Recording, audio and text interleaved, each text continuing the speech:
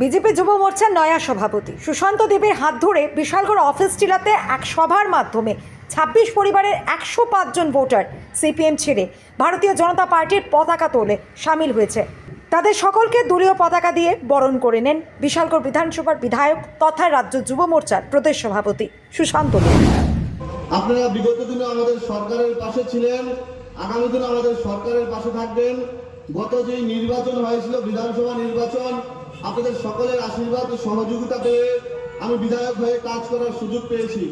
আমি চেষ্টা করছি আমার 100% দিয়ে প্রত্যেকটা বিশালগড়বাসীর জন্য কাজ করতে। আমি আগামী দিনেও আপনাদের আশীর্বাদ, ভালোবাসা, সহযোগিতা আমি কামনা করব। আমার চলার পথে যেন আপনারা পথ প্রদর্শক হন, আপনাদের আশীর্বাদ, ভালোবাসা যেন আমার চলার পথে পাতেও হয়। আজকে যারা নতুন ভারতীয় জনতা পার্টিতে যোগদান করবেন, আমি একটা কথাই বলবো, আমাদের ভারতীয় জনতা পার্টি একটা ডিসিপ্লিন পার্টি।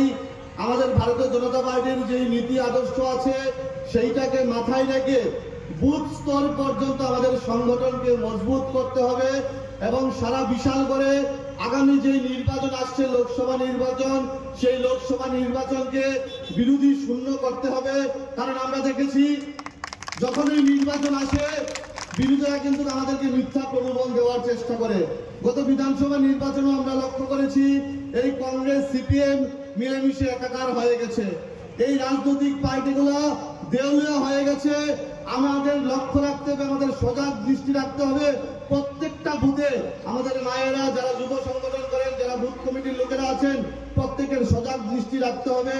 এই দেউলিয়া পার্টির আমাদের কাছে এসে আমাদেরকে মিথ্যা প্রলোভন দেওয়ার চেষ্টা করবে, মর্নিং ওয়াকের নামে সংগঠন করার চেষ্টা করবে।